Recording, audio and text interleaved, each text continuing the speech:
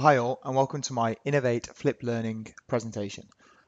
For this presentation, we're going to look at flip learning. So this is something I use within my GCSE classes. So basically, the old traditional way I found personally wasn't getting through to my students. I found there was lots of content and we were spending lots of lessons, like the picture here, just me stood at the board, talking through the content, students just making notes. And within 50 minutes, we were just running out of time, becoming bored. It was very tedious.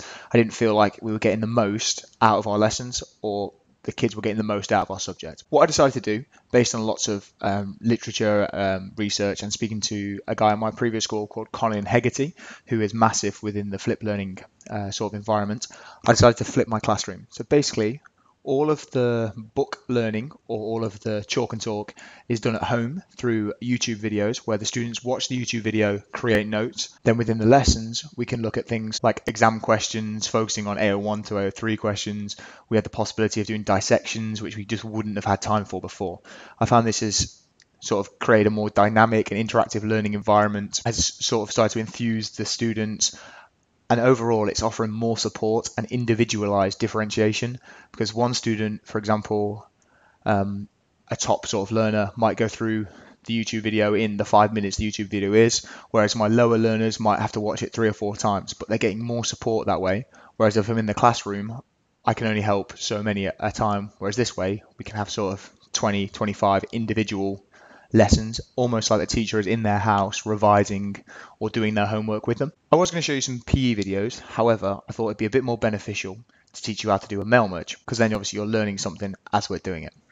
You may have got mail merges from myself or other people, usually from companies where it says, Dear, for example, Dear Damien, we've noticed that you logged onto our site at blah, blah, blah this time. I would like to offer you this. These things match your criteria. This is a great resource for working with students and specifically out here, parents. It offers that more personalized approach. And if something's personalized, they're more likely to respond. How we do this? To start off with, you're going to need a Google spreadsheet with the following information. So name, surname, email. You can add as much information within this as you possibly want, and then you can set the mail merge to include all of those various columns for the different individualized emails. Next thing you need to do is Google yet another mail merge. There are other ones, however, I find this one the easiest, and you can also track if your students or pupils or parents have opened the email. Once you've got that, it should come up like this. So yet another mail merge, just click install. Once you've installed it and you've gone through the process, it will come up on your Google Sheets as an add-on. So you click on the add-on, drop down, yet another mail merge. At this point, what we need to do is go to our emails and create a draft. So you create a draft. You don't put any email to send it to. You can add whatever subject you want to. If you wanted to include another person on the email, you can CC them into every email. However, do be mindful if you're sending out 30 emails and you're CCing in your head of department, they probably don't want to have 30 emails of Dear John, Dear Sarah, Dear Dave. But you can also change the subject to be individualized or personalized again. All you need to do is to add these sort of symbols. You then put the title or of the column from your spreadsheet. So here, obviously we've got name for this first one. We type it in and we put name. There is an example here on the left.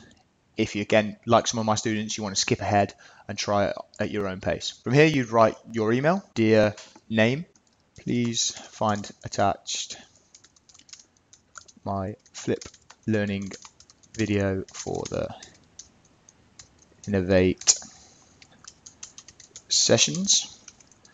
I really hope this will help you in, and then I'm going to put your individual subject. So for example, this first one, we're going to have Dear Scott, please find attached my flip learning video for the Innov8 session. I really hope this helps you within D&T. Once you've done that, all you need to do is go back to your spreadsheet, go back to that where you've had your add-ons, go to yet another mail merge, and click here where it says Start Mail Merge. From here, the following box will come up. You then need to select your email template from your draft. So as you click on it, there'll be a drop down, and then whatever you've called the subject of your email in the drafts. So for this one, we're looking for Innov8 Flip Learning Session.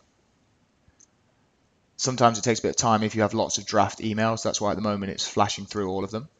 So click on the Innov8 Session Flip Learning or whatever you've called your subject. it should then come up here. And you have three options. You can send the email straight away, you can send the email at a later date, and you can send me a test email. I personally always send myself a test email to check that it's worked. So as you click send me a test email, what it's going to do, it's going to take the information from the first line or the first row of your spreadsheet. It's then going to send the email as if it was going, in this example, to Scott, but it's going to send it straight to your own email. So you can check through and see what happens. If we go back to the email,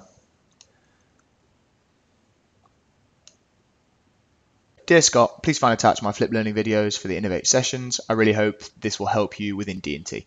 Like I said, mail merge has so many different possibilities. I mainly use it for emailing parents about ECAs, sending data to students individualized, or for sending personalized emails to all staff. I often find I get a higher response if the email is personalized. For example, dear Scott, I'm more likely to get a response back from Scott. Whereas if I just send an email saying dear all, people often in their busy schedules look at it, maybe not ignore it, but don't respond straight away. Whereas if it's personalized, I find personally my responses are much higher. This was my attempt at using flip learning in a way that I thought you might find helpful. Like I said, I use this within my lessons to get the students to use the book learning at home, to do the book learning at home. So as you can see here, this is my YouTube channel that all the students have subscribed to. So I upload the lesson by lesson on here, and they can look at different ones and see the various different things. So for example here, we're looking at the functions of a cardiovascular system in physical education. And grazes increases. Therefore, clotting is a vital part to ensure that infection doesn't happen. The students would then make notes on this, and then within the lessons we'd go over exam techniques, which I'm personally finding is helping my students understand the exams more. Thank you for listening.